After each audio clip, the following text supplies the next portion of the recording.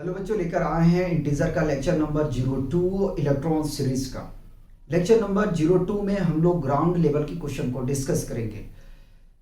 Lecture number 01 में हम लोगों ने इंटीजर के साथ साथ उनके प्रॉपर्टी को समझे थे, और जो ग्राउंड लेवल का क्वेश्चन है वो उसी प्रॉपर्टी पे बेस्ड है।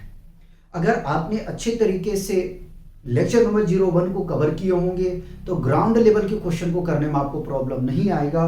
तो शुरू करते हैं। अपना फर्स्ट क्वेश्चन में कह रहा है, उससे पहले आप लोगों से एक छोटा सा रिक्वेस्ट है कि अगर चैनल पे न्यू है तो प्लीज चैनल को सब्सक्राइब कीजिए और अपने दोस्तों को शेयर कीजिए।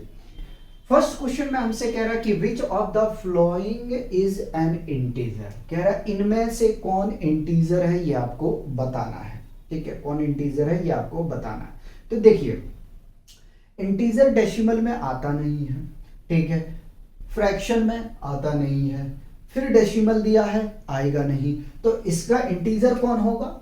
ऑप्शन बी आपका ठीक है। तो आप चाहो तो यहां लिख सकते हो कि आंसर जो है वो कौन सा करेक्ट है, बी आपका करेक्ट है। ठीक है, याद रखिएगा इंटीजर में 3 नंबर होते हैं, नेगेटिव, पॉजिटिव और जीरो। ठीक है, इसके अतिरिक्त आपके इंटीजर नहीं होते हैं। तो हमसे पूछा था बताओ इनमें कौन सा इंटीजर है, तो -7 ऑप्शन करेक्ट है। आगे क्या है, विच इंटीजर इज स्मॉलर। आपको बताना है कि इनमें सबसे छोटा इंटीजर कौन है। तो देखो 0 है, ठीक है, और 3। बहुत सारे बच्चे हैं जो 0 को मार के आ जाएंगे कि इसका सबसे छोटा इंटीजर 0 है। नहीं भाई, -2 जो है ना, -2 वो 0 से भी छोटा है। -2 जो है वो 0 से भी छोटा है। तो इसका ऑप्शन बी ठीक है, इसका ऑप्शन बी बिल्कुल करेक्ट है। ठीक है, आगे में चलिए।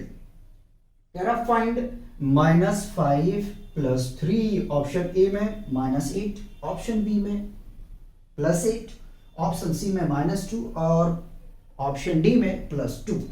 तो इसको क्या करेंगे, हम सॉल्व करेंगे। जरा सा आओ देखो तो, -5 + 3 है। ठीक है, देखो बाबू, -5 में 3 चला जाएगा तो कितना बचेगा, 2। मैंने एक चीज आप लोग को बताया था कि अगर दो डिफरेंस इंटीजर है, ठीक है, तो सब्ट्रैक्ट होगा और साइन लिखा जाएगा जो इंटीजर बड़ा है उसका। तो देखो -5, मान लो 5 रुपया आपने किसी से लिया है, ठीक है, और 3 रुपया दे दिए, तो और कितना दोगे, -2 रुपया दोगे ना, -2 रुपया दोगे। ये चीज याद रखिएगा। आगे में चलते हैं। क्वेश्चन 4 में कह रहा है फाइंड 7 + -9। ठीक है, ऑप्शन ए में -2, ऑप्शन बी में 2, ऑप्शन सी में 16, ऑप्शन डी में -16। ठीक है, इसको सॉल्व करते हैं। +7 + -9, पहले इसका काम करो। ठीक है, जब इसको ब्रेक करने जाओगे तो क्या मिलेगा, 7, ठीक है, +- -9 और सब्ट्रैक्ट करोगे तो -2 आ जाएगा। कितना आ जाएगा, -2 आ जाएगा। बताओ यहां तक कोई कंफ्यूजन है तो? ठीक है, अब आगे में चलते हैं कि कह रहा फाइंड -4 × -3। ठीक है, देखो दो इंटीजर है मल्टीप्लाई में और सेम साइन के साथ में है। ठीक है, सेम साइन के साथ में है, तो इसका सॉल्यूशन करते हैं। -4 × -3, सबसे पहले साइन को देखो तो माइनस माइनस क्या हो जाएगा, प्लस हो जाएगा। 4 3 = 12। ठीक है, तो +12 ऑप्शन आपका भी ठीक है। क्वेश्चन 6 को देखिए, कह रहा है what is the additive identity of integer. ठीक है, आपको बताना है कि इसमें जो ऑप्शन आपके पास में है गिवन, इसमें कौन एडिटिव आइडेंटिटी को फॉलो कर रहा है या है। ठीक है, ये समझिएगा। तो याद कीजिए कि एडिटिव आइडेंटिटी हमने आपको क्या करवाया था। ठीक है, हमने करवाया था लॉज में कि a + 0 = 0 + a ऑलवेज = a।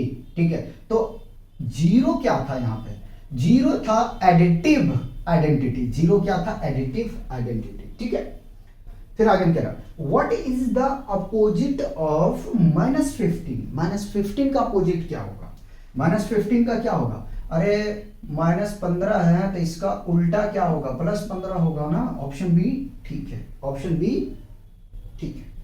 आगे में कोई सॉरी, कह रहा फाइंड डी सही से बना दूं।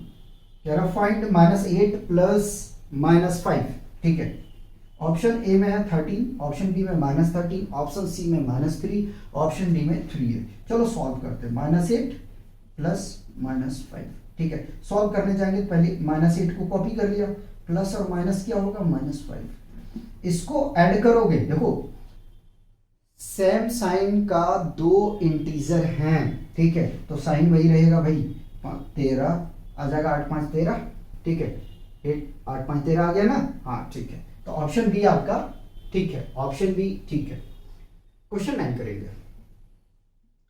क्वेश्चन 9 में कह रहा फाइंड -2 इंटू -2 इंटू -2, ठीक है। ऑप्शन ए में है 8, ऑप्शन बी में है -8, ऑप्शन सी में है 6, ऑप्शन डी में है -6, ठीक है। अच्छा 3 ही है ना, मैं 4 लिख दिया, सॉरी।